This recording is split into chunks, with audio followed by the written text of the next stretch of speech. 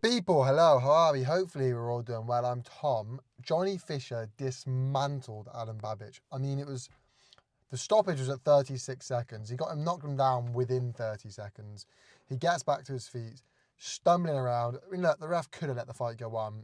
He made the right decision by no stretch of the imagination should that have gone on. So I'm very glad it didn't. The right thing to do was make the stoppage, call the stoppage, where it was, job done. And I think I was really impressed. I was really impressed at the level Johnny Fisher's at the lack of amateur experience he's had, and at his path. Somebody who's able to sell out, or nearly sell out, the Copper Bosch Arena in the fashion that he did, single-handedly selling thousands of tickets, is pretty incredible, pretty remarkable at that stage of his career, and it's something that I think he really could build off of. And on top of that, his boxing ability, again, with his lack of experience to be as good as he is amazing. Now, don't get me wrong.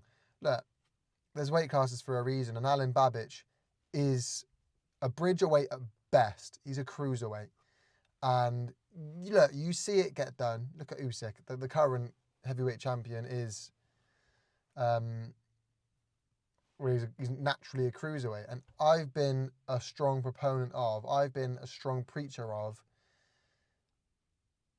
There are weight classes for a reason, but at a certain level, at a certain stage, you reach a point of diminishing returns.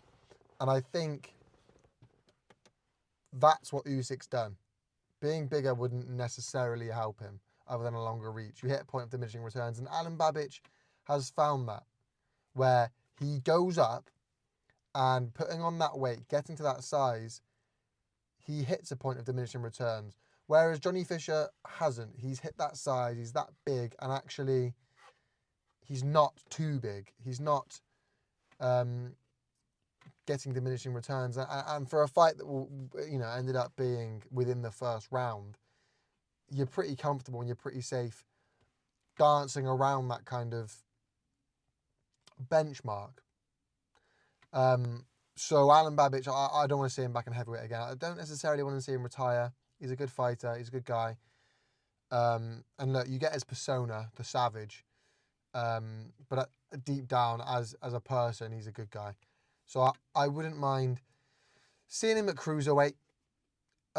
Maybe bridgerweight. There's probably a couple of people at bridgerweight that he could mix with. But look, the cruiserweight division's alive and well at the moment, doing pretty nice. Jump back down there. But as for Johnny Fisher, he's clearly a step above that now, isn't he? He's clearly a level above that. That was his hardest test up to date, and it was. There's no denying that. But he's clearly a level above that now. So let's see him go through the gears now. Let's see him match made well. Let's not forget AJ fought for a world title in his 16th fight. And now he doesn't have the same amateur pedigree as AJ does, but AJ similarly had a very short amateur career. 43 fights, I think it was. You got Usyk has unified the division in 22 fights, been 27, but not many.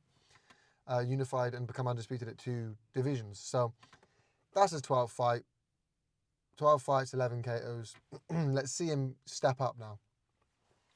I mean, you could look locally. We've got a flurry of local heavyweight talent. You got Fraser Clark and Fabio Wardley. I think he's not quite at that level yet. But certainly a David Adelaide level.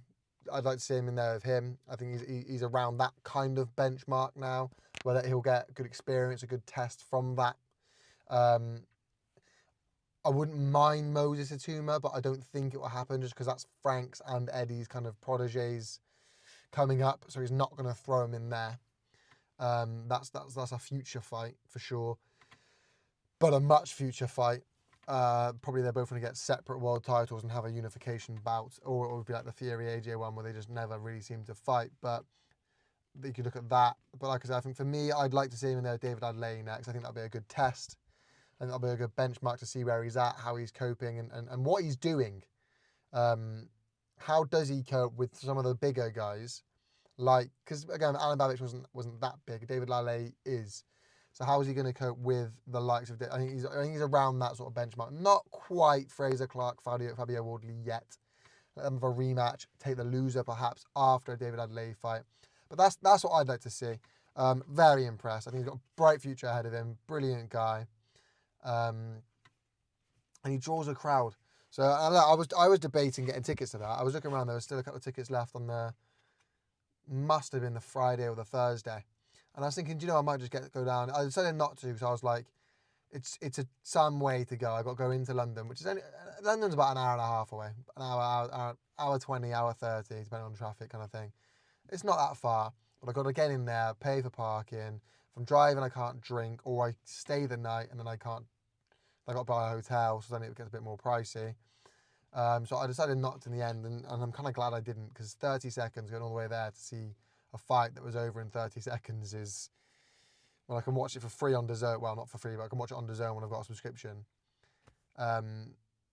You know what I mean? So, that's my 2 pence on the people. Thank you so much for watching the video. Let me know your thoughts in the comment section down below. I look forward to reading it. Make sure you leave a like, comment, subscribe. You know how YouTube works. Peace.